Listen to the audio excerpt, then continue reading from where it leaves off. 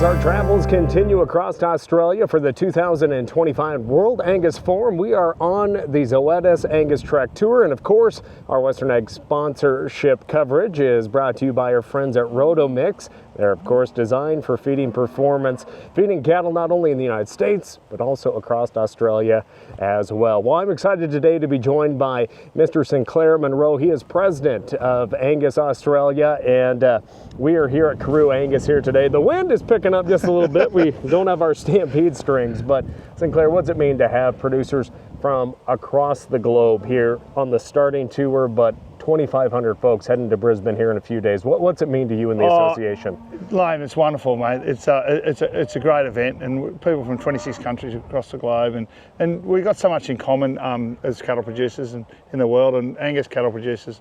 Great lot of people, sharing some great ideas, learning from each other, networking. It's just a wonderful experience. Now, we've traveled, this is pretty much day two of the AngusTREK Tour. We're seeing a lot of great registered Angus cows and bulls here on Karoo. What has been the feeling? What's been the feedback from all these global participants on seeing some high quality cattle here and really the heartland of the Angus industry? Yeah, so the registered Angus cattle at Karoo are a tremendous line of cattle, and I was a very good friend of John Reid, who unfortunately just died just recently, and he's doing a great job, great family business, and great understanding of registered Angus cattle and the benefits of the maternal cow lines, and just beautiful cow. Like John Reid was a dairy farmer, could understand udders and could understand cows and fertility, and he could understand pastures, and he's developed a great Angus herd. He only started doing his Angus herd from 1990, and what he did, he bought the best and bred the best up, and that's a credit to him. So people, using Angus genetics, registered Angus bulls can really make good improvements very quickly, and it's great to see.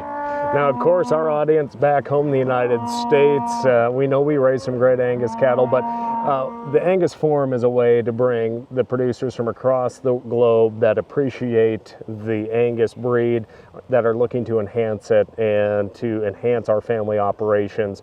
To you, why is it important to have an event like the World Angus Forum and to discuss the future of the industry and look towards the next 100 years of the breed? Yeah, so we learn a lot with you guys coming to us, especially the Americans with the CAB program and what you've done there. And the Americans really started the value-based marketing, and we've learned a lot from that. And that was a catalyst to get the Angus breed going. People were getting rewarded for a higher meat quality, what the consumers wanted. And we just all adore the benefits of the Angus cow and the maternal herd. So we've got such a, the consumers want to eat our beef, and we want to continue to improve the quality of the beef. We want to continue to improve the quality of the Angus cow. But speaking to a lot of producers around the world, in the whole scheme of the world, we're small Angus producers. There's a big world out there. A lot of people don't know what Angus cattle are, and we need to promote the benefits of Angus cattle and how good they are for the world. The theme is beef for a better planet. So we believe Angus cattle production in the world is good for the world, not only nutritional health, but good for the environment. And it's really important that we share that message together, and people all over the world, the consumers living in the cities, understand that Angus cattle producing in a great way with high fertility, good weight for age, good meat quality is good for the environment, good for the sustainability of the world. And for your operation, share a little bit about your Angus herd. Yeah, so I'm from Bournemouth Angus stud. We were formed in 1926. Our family came out from Scotland in 1848, so we had shorthorn cattle in those days, and my grandfather at the age of 26 said, we want to go Angus, and we changed in 1926, so nearly 100 years breeding Angus cattle, registered Angus cattle at Bournemouth Angus stud. It's been great. We sell 250 bulls at an annual sale, and some bulls by private treaty. My grandfather was president of Angus Australia on 2 occasions. My father was president, and now I'm president of Angus Australia. So we're proud. We've got a massive commitment to the Angus business. We've got our integrity is really important. That's a very important value, and we're still in the business because we continue to innovate and continue improvements, and that's a big thing about us.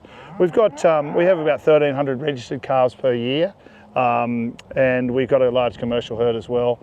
We sell our commercial progeny into the feeder steer market. They feed them between 180 and 240 days. Marble score mobile score 4, go that higher end Angus market. Fertility is a big thing about our business. We've run over 30,000 acres. We've got some arid, hilly country, pine tree country. We do all our work on horses. We AI all our cows, and our motto is that we like the cow to work for us. We don't work for the cow. So the cow's got to prove itself in our system, and our customer systems, and we feel that that's a big part of our success is our resilient, fertile cow herd. Well, again, we're here for the World Angus Forum. A lot of folks have worked on this with the Angus Australia staff, all the sponsors, all the folks coming in. As I mentioned, over 2,500 folks will be meeting us in Brisbane.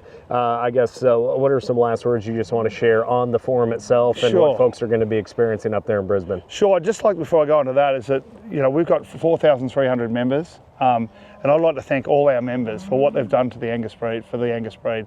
It comes from the breeders, the members that are doing the hard work and the passion, and that's why the breed is so great now. And collecting the data, looking after the cattle, spreading the message, improving meat quality. So that's so important. But looking forward to the forum, it's going to be, we've got some incredible speakers, speaking from business, family business, sustainability, marketing, market profiles, what's going on in the world.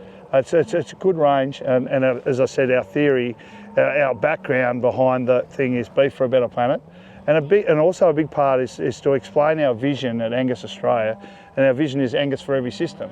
So we've got Angus cattle all over Australia, in the desert country, into high performance pastures like this, into all and we have organic beef production, feedlot production, grass-fed production. So Angus for every system is a big part of our forum as well. Well, again, Sinclair, thanks for joining us, and thank you for hosting us here as we make our way up from Sydney to Brisbane here on the AngusTREK Tour. And for all of our friends joining us, make sure and follow along on all of our Western Ag Network social media channels, Instagram, Facebook in particular, also on YouTube and at home on our Western Ag Network radio and TV programs. We still have quite a few more days here in Australia, and we're going to be sharing more of these conversations with producers from Australia and other parts of the world, of course, from back at home. So Sinclair, thanks for joining us here today. Thanks, Lane. Glad to see you, mate. And of course, we're having a great time here down under. And a big shout out to our friends over at Roto Mix for sponsoring our coverage from the event. Check them out online for all of your feed opportunities, whether it's a feedlot or a ranching operation. We'll catch you soon from down under. I'm Nordlund.